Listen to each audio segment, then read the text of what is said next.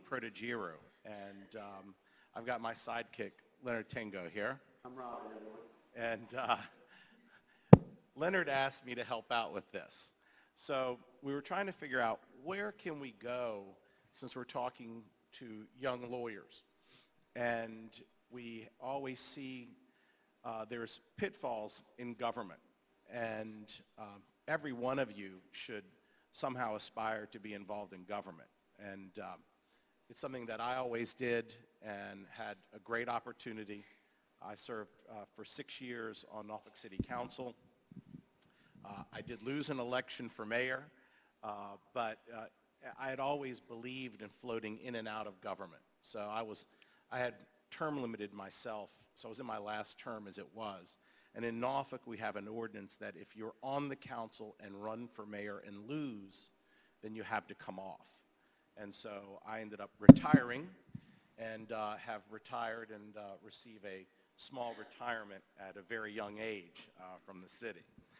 But I do want to talk a little bit about public service before, because I think it lays the foundation of why we're here. I ran for office when I ran for the state senate when I was about 35 and lost, but it was a great experience to do that. The law really didn't come in that much into that, and I'll tell you why. Because even though I would come up with all of these ideas on DUIs and how do we do forfeitures better, it really didn't matter. The people really weren't focused on that. They were focused on the incumbent I was running against, who just did a good job of being at everything, everywhere. So when you come up with great ideas, sometimes it's just not your time. So then I ran again in 2010, except this time for city council, and I won that seat for 4 years in the city of Norfolk, and then I ran a second time after my 4 years, and then I came off with the loss for mayor. But one thing that's important as lawyers and that you should really strive for is to put your skill sets to use. And I say that because that kind of lays a foundation for the mistakes that we make as lawyers in public life. Not all people who make mistakes or who are indicted or go to trial were lawyers. We're going to talk about a few today, and hopefully an open discussion about certain things. And we'll talk about indictments and charges and federal and state, and we'll go into that somewhat.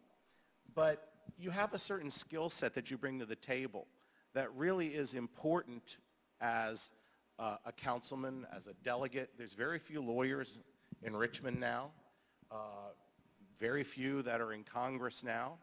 So you have a certain skill set that's very important to public life, and that you really should use that. But before we get into that, I'm going to tell you this.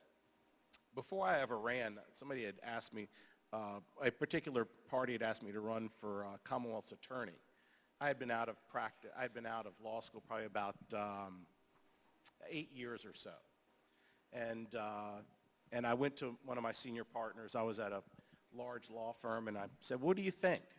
And his response was, "Well, listen," he says, "make sure you're a great lawyer first before you decide to step into the realm of public life." And I took that advice and did not run because I was not, I don't know if I'm a great lawyer now, but I was not a really good lawyer then either. So it took time to develop that. So if you leave with one thing, take that bit of advice and develop your practice first, develop your reputation first, because that's something you're going to always fall back on to either feed your family or for your own professional development as an attorney. Couple other things. When you are at the table in public life, you're going to be looked at as the expert. You're the lawyer. You're going to be sitting at a table that doesn't usually have attorneys at it. So your fellow council members, your state senators, your civic league are going to look at you as the legal expert. And so you should be professional and act that way. Look that way. Do the research. There's an expectation you're going to do background research that none of them will do or can do. You have that skill set, so make sure that you bring that to the table. I can tell you that having been in public life for 6 years as a council member and now coming off, I do believe in term limits firmly. And there's a reason behind it, because every one of you, as you develop your practices, are going to find that in our life, I will tell you, I love being a lawyer. I love being around lawyers. I enjoy the courthouse. And what you're going to find is that you really take on a lot of your clients' issues, regardless of what we understand. We're supposed to be away and separated, but you're a human being. I know we are. Others don't know we are. We fold our fins back, right? But that being said, you need to understand the fact that when you take on public life, whether it's as a city councilman, planning commission, any of the public boards, school board, you really take on another level of stress that is already similar to the stress that you go under every day. So as a trial lawyer, as trying a lot of juries in our office, and then you prepare for a council meeting and you take that time, you deal with 100 emails in the morning and 100 at night. When you do that, you're really not getting a break from your everyday, which is very difficult and very mentally taxing. So please understand that as to what we do when you take that skill set into public life, especially a part-time public life of school board, council, planning commission, any of the boards or commissions that meet regularly for any city, a House of Delegates or Senate, you're really doubling down on the level of stress that you're feeling because you're not changing what you're doing on a daily basis. You're only multiplying it. So just keep that in mind and just be prepared for that, because I hope all of you, every one of you, should be involved in some airport authority, something, and you'll notice if you're not already, and we'll talk about it because I'm curious to see what you have been involved in. And if you're not, I can tell you how to get involved, at least in the city of Norfolk. So it's a little bit about me, at least in that sphere, and we can talk later more about how I got there. But we'll go through some older cases that are interesting for our area. People either weren't born or have forgotten about, and then we'll end up to the present day, and we'll talk a little bit about some present indictments. So I'll turn it over to Leonard. That would be Leonard Tengco, Andy Protogyrou's sidekick. My name is Leonard Tengco.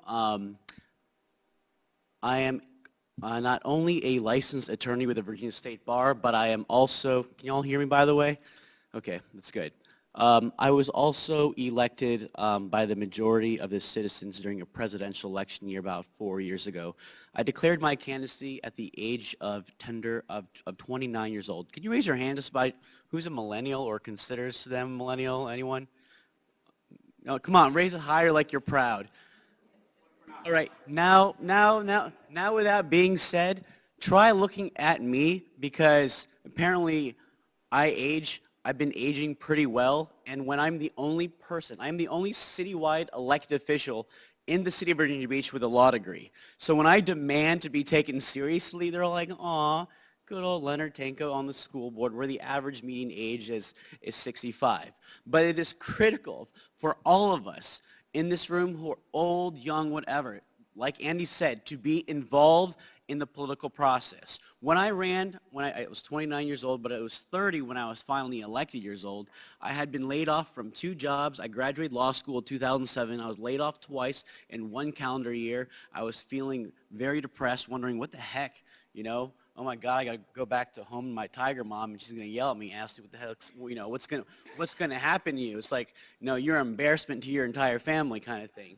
So one of the things that made me who I was debate. I was the state champion policy debater, got a scholarship to college. I come back from law school when I was 2007, graduated high school in 2000, and they were cutting policy debate. When I talked to my old teachers, they were talking about SOLs and how disgusting, and all my favorite teachers were leaving in droves because of the way our education system was. And I looked at the school board and I saw them. I saw a bunch of cowards who are not afraid to get underneath. Oh, by the way, school boards don't have taxing authority. get on their knees and demand and beg for more and more money for our students so they can have, well, I don't want to say more people like me, but they can actually have a future. A lot of the features that we want to be able to have. A greater division between haves and have-nots are bridged by brave, young, and courageous attorneys who care about the future. When running for office, and by the way, I'm not running for office. I declared in February, March, I wasn't not going to. If you Google my name, one of the top articles is Leonard Tengco gives up school board seat, will not run against because his fiance says it makes him crazy, because politics does make me crazy. But lawyers understand the nuances, the difference between the people and the public service and politics and all the other garbage. And so Andy is completely right, which is why when we met just a few weeks ago, actually, was it, in a particular court case, we share the same general vision. But down to the meat of the arguments, transition to ethics of local government. Ethics of local government. Many people believe that there are no ethics of local government. You turn on television, you look at Wavy TV 10, it seems like all of us are doing something corrupt.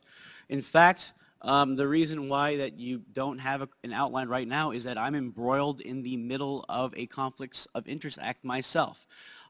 It was recently discovered that one of my colleagues on the school board, her name is Carolyn Weems, who represents the Bayside District, ended up making money off of what I believe the taxpayer dollars. There is a rule that says that you are allowed to accept gifts as long as it is under $500. Well, she ended up selling certain goods and invoicing them for there were large orders, but artificially kept the invoices below $500. And in looking at the law, one of the sole prosecutorial, and we all know, anyone who does construction law, raise your hand. You all know you can't do that, right? You can't just restructure contracts to be artificially below a particular number. And $500 is the magic number. That's within the Virginia Code. It's under Section 2.2. And in order to avoid prosecution, if you are an elected official, you would need a conflicts of interest letter from either the city attorney or an in-house counsel, or someone, or the Commonwealth's attorney. Going back to the story, the only person who has the prosecutorial discretion to even investigate this, what I believe is the appearance of impropriety, which is the true standard. The Conflicts of Interest Act has many, many exceptions. And one of those exceptions is that $500 mark. You also can't employ family members or close family members. It's changed dramatically since Governor Bob McDonnell got indicted. I know you're going to probably talk about the mayor of Virginia Beach, but I sat in the back of the courtroom because I was scared out of my mind. I was in private practice. I gave up private practice 2 years ago because I was doing real estate. And real estate, as we all learned in law school, was 9/10 of the law. Well, and it touches and concerns everything. So in representing everything in banks and in representing things that have anything to do with either real estate or money, my law firm, my former law firm, which helped develop the oceanfront, you think the mayor had conflicts? Oh my gosh, when they changed the rules of the professional conduct to impute not a subjective standard but objective standard, I knew that my days were numbered and that whatever my law partners knew, that I would know. Now, with regards to the mechanics of local government, I am very familiar with the city of Virginia Beach. You're familiar with the city of Norfolk. As a result, in the 1990s, like I mentioned, pretty much every government body can issue bonds and get into debt. There's only one exception: school boards can't get into debt. Every single year, we get our Title IX funding. We have a state revenue stream.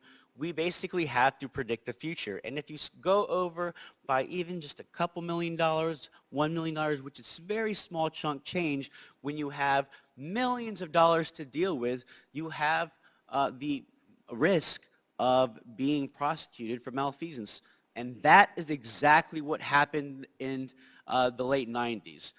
Currently, Judge Humphreys, and because he's a judge, I can't say anything bad, impaneled a special grand jury and basically wiped away the entire school board because they went over budget, because our school board didn't have the capacity, or the superintendent at the time didn't have the capacity to predict the future, which is exactly what we're doing. On the school board right now, we are almost $2 million in the hole because not enough of you all spend enough money. And what are the choices we have to make? Cut teachers, cut salaries. And the ethical issues behind that, it's not only just ethics. Ethics and law are not synonymous. It's also a moral obligation, because you are you are in government. You are represented to be of the people, by the people, and for the people. And that is what pretty much keeps a lot of people up at night, including myself. And the ethical issues have only gotten worse. When it comes to committees and subcommittees, Andy, have you seen the new forms they have to fill out even if you want to participate in government? They even include close friends. And I'm all like, I'm Filipino, man. I'm friends with everyone. It's like, dude, have you seen his line dance? We party with everyone. So I don't even know who my close friends are. But there's also that, and also some people have also found out the hard way when it comes to FOIA requests, the Freedom of Information Act, like school meetings. I'm sorry, is the camera still running? It tends to be kind of boring every now and then.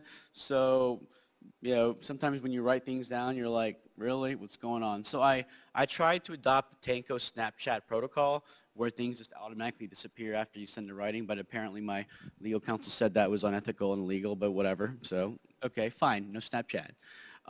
But regarding written stuff is very important, which transitions me to the... Let me interrupt real quick. Please do, because I could go on forever. I'm a politician. We like to talk. Just to understand, since Governor McDonald's case came out, there were certain changes that occurred within city government. One, we were required to move to 6 months when it came to our personal finances. And when you hear, it's interesting because when you hear Donald Trump talk about, well, you know, my taxes really don't say anything. It really just shows where his deductions are, shows where his tax level is. What we fill out on council or school board, whatever your commission you're on and you're required to fill out, is very, very in-depth. So we're listing stock that we own in particular companies in our 401ks. We're listing every bit of income that we get, whether it's me or my wife, my son who lives with me. We list everything out. So it's really been heightened since Governor McDonald's matter. And so the state and local governments have taken that very seriously. Keep in mind that whenever a council meets, the city attorney is at the table with us. And I'll segue in a moment that money is not always involved. And when we talk about that, the first case we'll talk about doesn't deal with any money at all. It deals with friendship. So if you want to go on a moment, and then at the right time, I'll kick over to the first case. I will go just in a little bit moment. There isn't even much of a definition of a public body, and I'm reading this from the 2016 update on the handbook for Virginia local government attorneys. And this is and if any of you all are interested in FOIA, I can go on forever, but there is a website where you can look for published opinions for FOIA, not to FOIA records, but to see what you are allowed to get and what you're not allowed to get. Delegate Scott Serville recently filed a lawsuit in the state, and then General Assembly changed it. But here's what a public body is defined according to the Virginia FOIA Advisory Council, October 17, 2011. And it's an advisory opinion. It's the public body that is subject to the public meetings requirements of FOIA is comprised of a limited group consisting only of the members of a deliberate body. By contrast, the term public body, as used in the definition of public records, to records prepared or owned by or in the possession of a public body or the officers, employees, or agents in the transaction of public business. The different usages of the term public body are emphasized when consisting of the treatment of public employees who are not members for meeting purposes do generate and keep public records. I mention this because there was a huge controversy involving the principal of Lansdowne High School, just right across the street. Did anyone hear about that in the news, about what was going on? One of the biggest mistakes I ever made as an elected official was giving my business cards away with my cell phone, my actual cell phone number out. So in addition to getting like really raunchy texts from teachers, like, in the middle of the night, I also got my phone blown up every time there was a particular controversy. And when it comes to the what do you call it, personnel record and such, we have to define what can be disseminated and what cannot be disseminated, and that line is very, very vague, as well as what an official public act is. The Virginia Conflicts of Interest, State and Local Government Conflicts of Interest Act is already confusing, but when you integrate the federal Hobbs Act, I mean, and what is an official government act, things become even more and more confusing.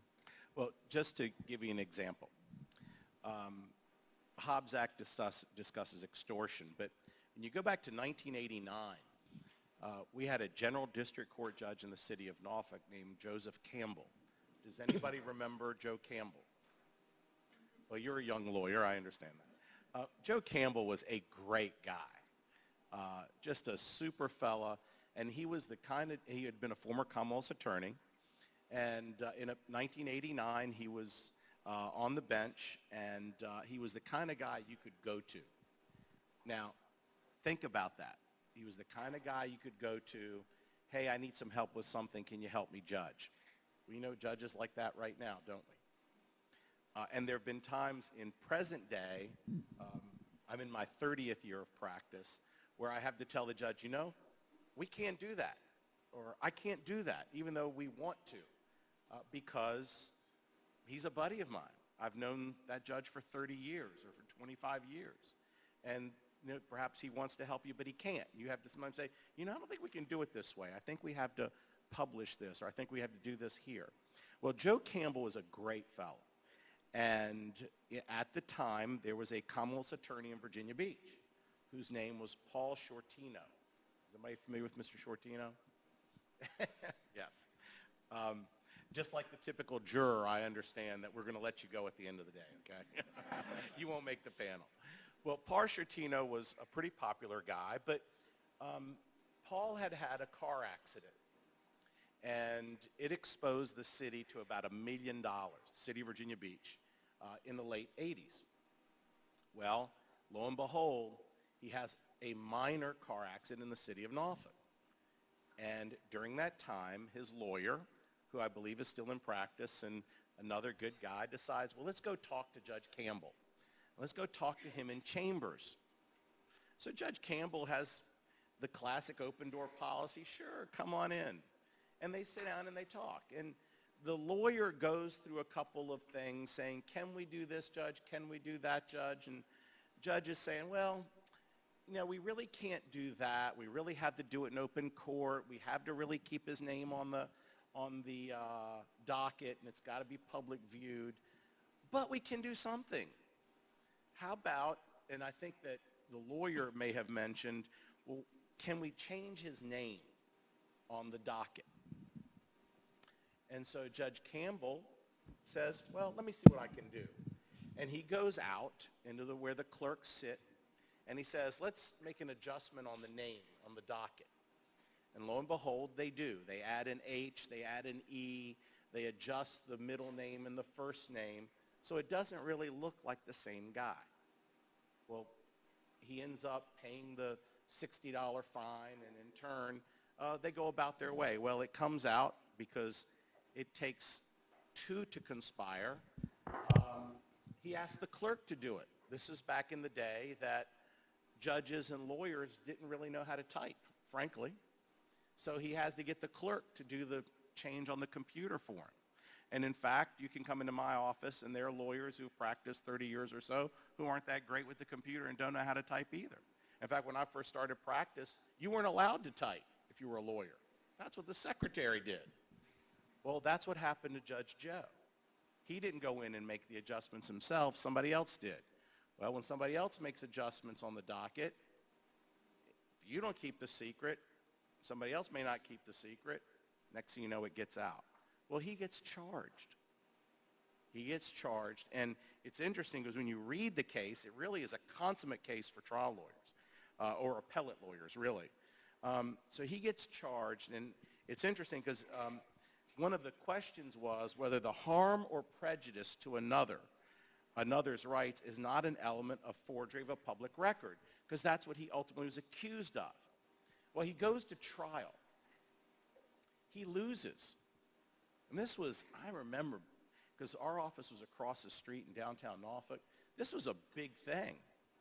He gets 3 years in prison. This is a general district court judge. This is unheard of.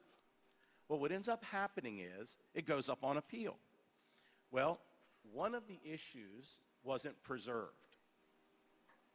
So if you now remember what happens in these types of things, we have what's called the ends of justice, right? Well, it never got invoked before this time. So the Court of Appeals says, well, I'm sorry, because it goes to the Court of Appeals first as a criminal case. Court of Appeals sits and their panel says, we're kicking it. We're kicking it. You didn't preserve that.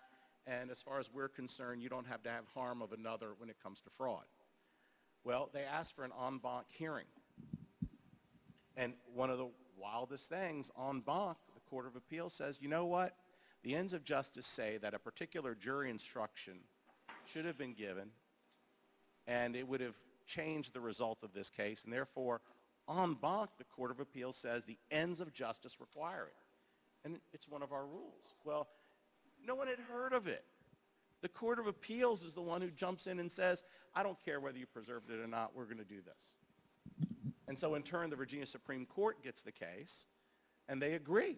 They say, we know the ends of justice are appropriate, and therefore we're going to remand it back. And then Judge Joe was never tried again, and his career was pretty much over. He kind of ended in the General District Court. And he could have been an all-star. So in that particular case, you have a public official, local, got no money for it. What was he doing? He was doing something for a friend. And in turn, ended up basically losing his career after that and ended up retiring soon after. So I hope that gives you an idea as the first case progresses, because that really was the first one, 1993 Supreme Court case. That was really the first one, and then you'll see how the feds step in, and they come in with the Honest Services Act, and how that then fills in where we are today. You want to go? I hate politics. Politics seems to get into the way of justice on multiple occasions.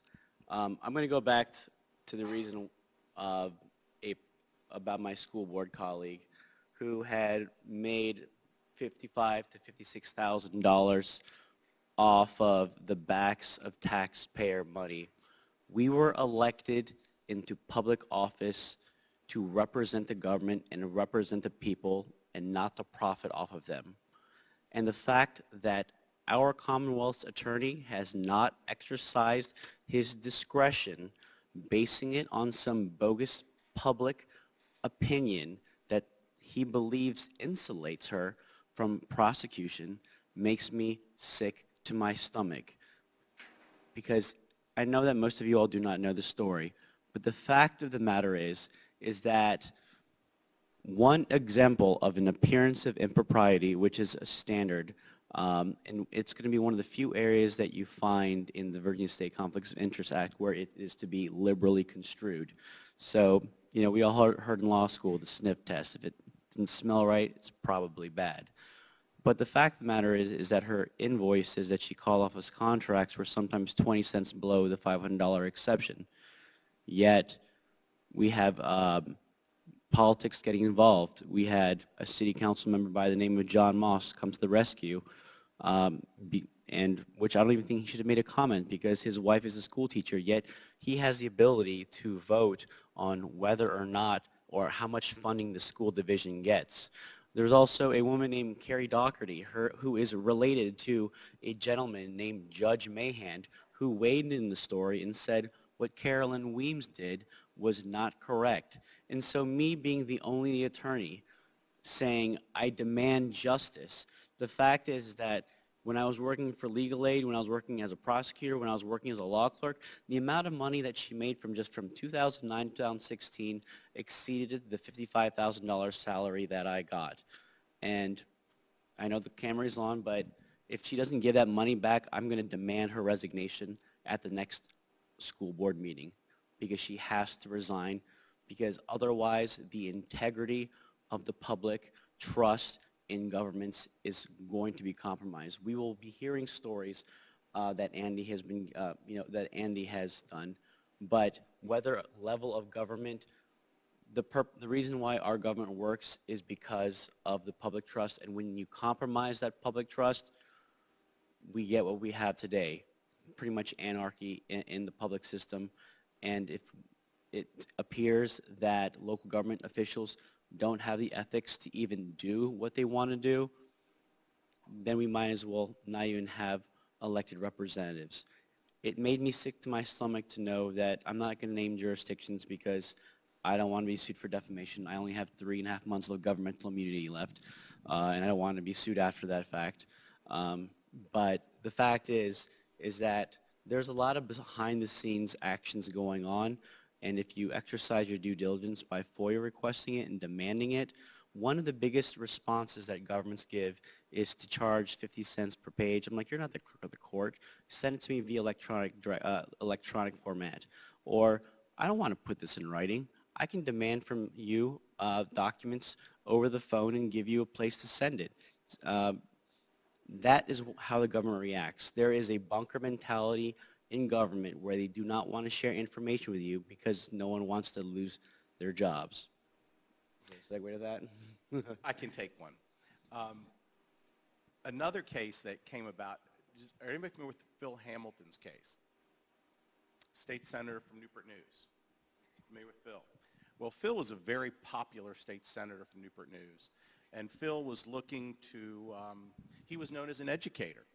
And as an educator, Phil got his way into the House of Delegates, into the state Senate. And he really went to bat for education systems and for money for school boards.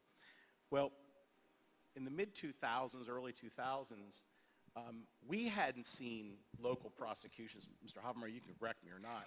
We hadn't seen federal prosecutions for Honest Services Acts, Hobbs Acts, Hobbs Act being extortion on the federal level, and Honest Services Acts being schemes to defraud that don't necessarily result in money. I mean, we don't remember seeing them. I had been practicing from the mid-'80s, and it was something that you really didn't study in school.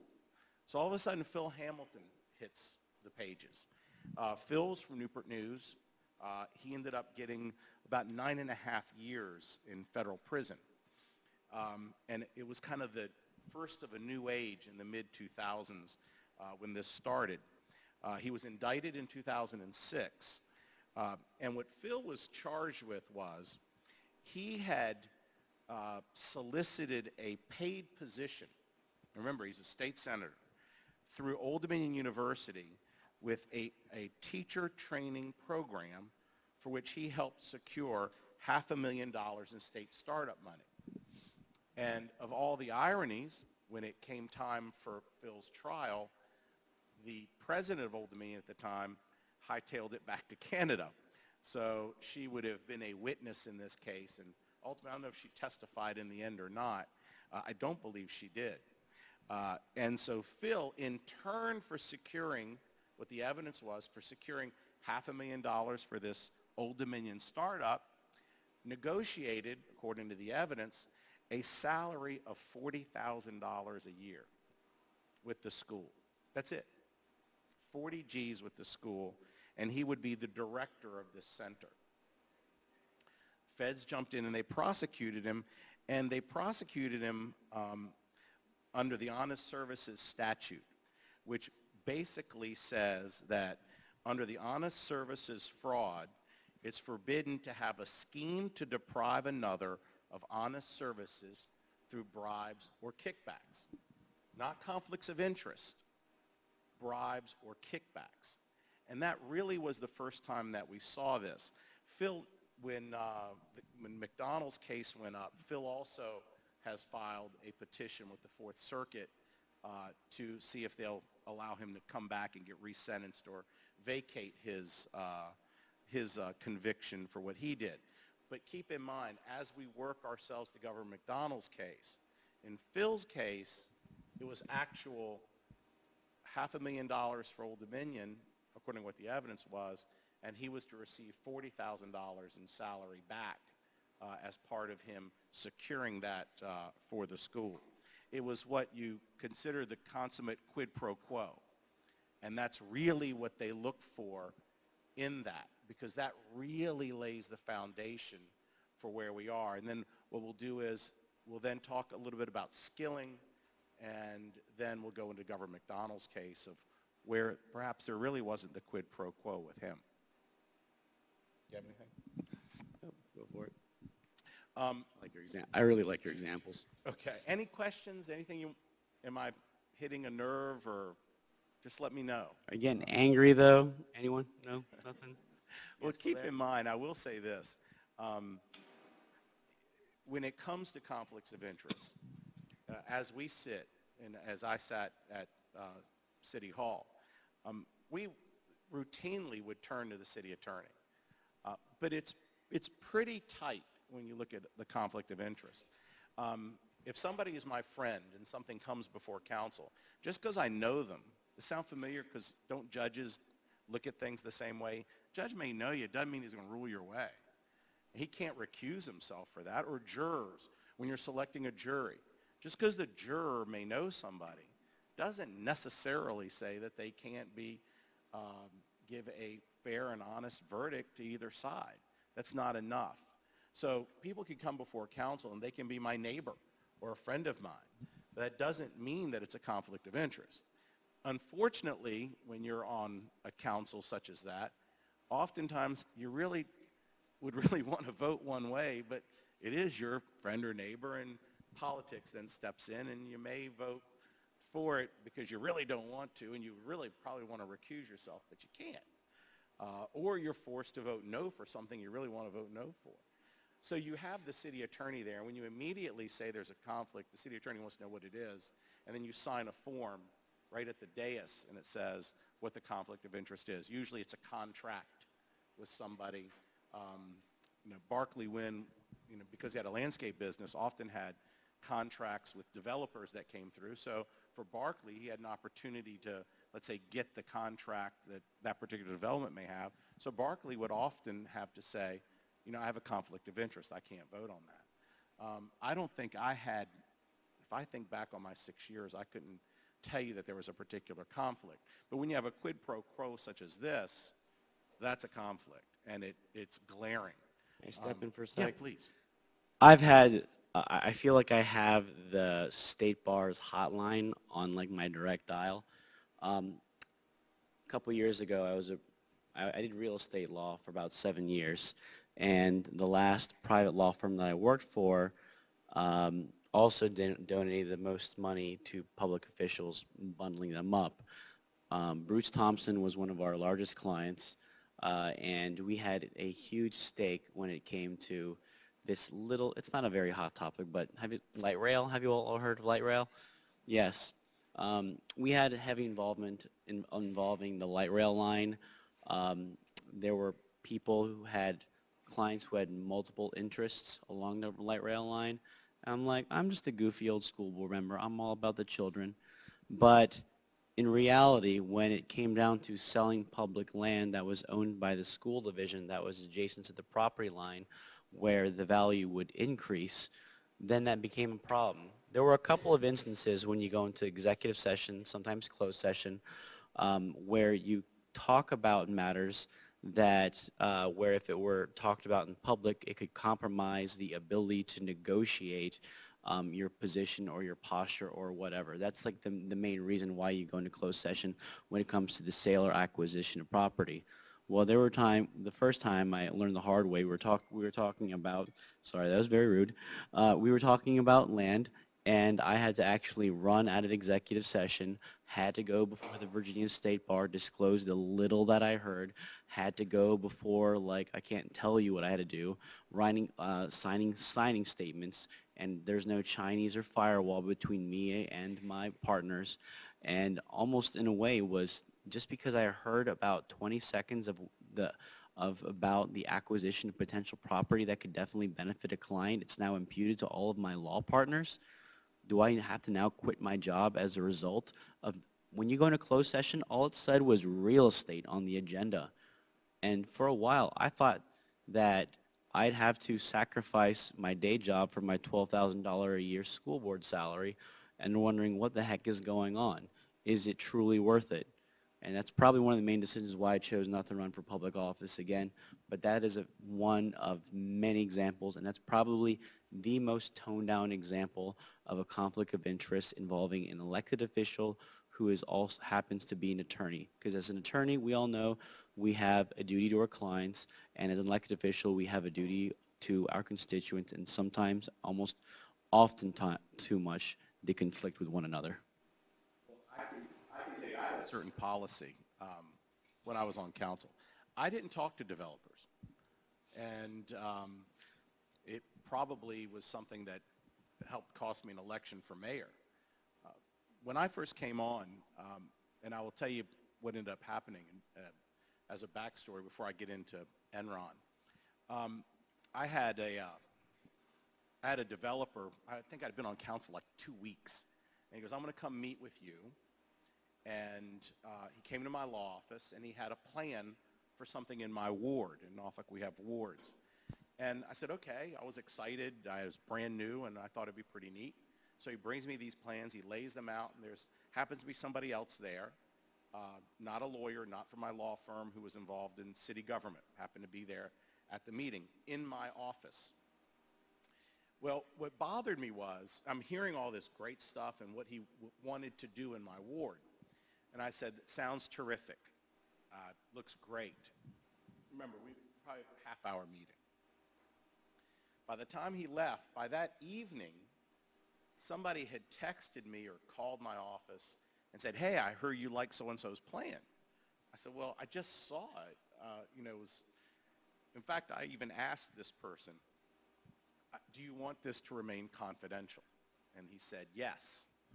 Well, lo and behold, someone else in the meeting had let it out that I had met with this man. So as a lawyer, what does that makes us uneasy, doesn't it? We know everybody's secrets. We know everybody's confidences. We keep those. We're trusted with those. Well, all of a sudden, one of the first 2 weeks in practice, or at least not in practice, but on council, and I have this person who I've just said, I'll keep it confidential, but the non-lawyer in the room lets it out. Well, that was a very uneasy feeling. And it also came out that I wanted this plan to go through, when all I said was, yeah, this looks really terrific. It's pretty neat. So with that, I began a policy of, I'm not going to talk to developers. I'm just not going to do it, because there's certain things that developers have to do. They have to submit plans. They have to go through planning. They have to go to the planning commission. They have to get zoning things done. So before it ever ends up at council, there are all these checks and balances that are set up in city government to meet that. Andy, quick question. Yeah. Who gets to appoint people to the planning commission and the board of zoning appeals? That's done by the council. It was a rhetorical and I will tell you, as you look at city government, I know we're kind of straying a bit, but when you look at city government, when you're on planning, that's selected by the council members. We're the political body. The planning commissioners are the bad guys. We expect the planning commissioner who's there to uphold what the rules are. So if you say we voted against this for a specific reason, well, that's terrific. And I'll ask you, well, what was the reason? Or who voted against it, even though it may have passed planning? And then let the council deal with the political aspects of it when it comes to the dais for a final vote, whether something's approved or not. But I did not like the fact that I'm expected as a lawyer holding myself to a different standard than somebody who is not a lawyer on council, who doesn't keep the confidences that we keep when somebody tells us a secret. So that was just how I dealt with those issues as they came along. Anybody have any comment, any questions? Is anybody involved in government now? Anybody? What are you on? Public Library Board for Virginia Beach. Which is in Norfolk, that's a political plum of a board because we have the Slover now. And, you know, the expectation is you're supposed to raise money. I don't know how it is at the beach, but that's quite a board in Norfolk. If you're on that board, you know, you have quite a bit of work. How often do you all meet? Once a month, and we're off in the summer. Okay, do you have, is the city attorney involved in your meetings? Yeah. No. Okay. How many people are on that board? Yeah, that's about what it is in Norfolk. I think in Norfolk maybe a little bit more tighter, a little bit more exclusive. You're young to be on that board. I can tell you if you were in Norfolk, you'd be pretty young. We've kind of made that a fundraising board, frankly. And I think that's really how they're looking to run that. Anyone else involved in any board or commission, anything such as that in any level of government? We're going to have to change that. You're going to have to get involved. And toward the end, I'll tell you how to get involved, what you need to do. Well, what did you do to get involved? The board member I was replacing selected me, and so I went through the process and met with the director. And they recommended you to council. That has a lot to do with it, who you know. Anybody live in Norfolk? Oh, my God. We need more people to move to Norfolk. You live in Norfolk? Okay. Anybody else? Okay. Virginia Beach in the house? Anyone? Yeah, well, it looks like everybody's. Sorry, I had You live in Norfolk. to say that. Okay. Well, I'll tell you what you need to do to move that forward. Did you want to comment on anything? There's also gubernatorial appointments. I was appointed by the governor to serve on the Virginia Agent Advisory Board. There are vacancies all the time listed on the internet. And yeah, there are plenty of opportunities to get involved in every level in the city of Virginia Beach. You just have to simply go to it's not vbgov.com, and the list, like, yeah, there's in fact people looking for volunteers all the time, and usually volunteering is a great segue to be appointed to commission because it gets your name out there. It's also a great way to meet clients. And I had to go back. If you know, that's why you never talk to developers. Those were all of my clients, and that tended to get me in trouble even on the school board. So that's all I'm going to say about that. Also, if you do it through the governor's office, it's really got to use Secretary of the Commonwealth. That's really what they do, is they do the boards and commissions. Oh, so and if you have same forms too that you have to fill out, a little different, but you do have to disclose anything. Also, if you've ever done anything embarrassing and stupid in the past 10 years, I actually had to hire someone to clean up my Facebook profile. Have a delegate or senator be your angel to walk you through that Secretary of Commonwealth Board or Commission. There's a thick book on that, and you can find what board or commissions you're interested in, from the Chesapeake Bay to Nursing Commission to whatever it may be. Yes, sir.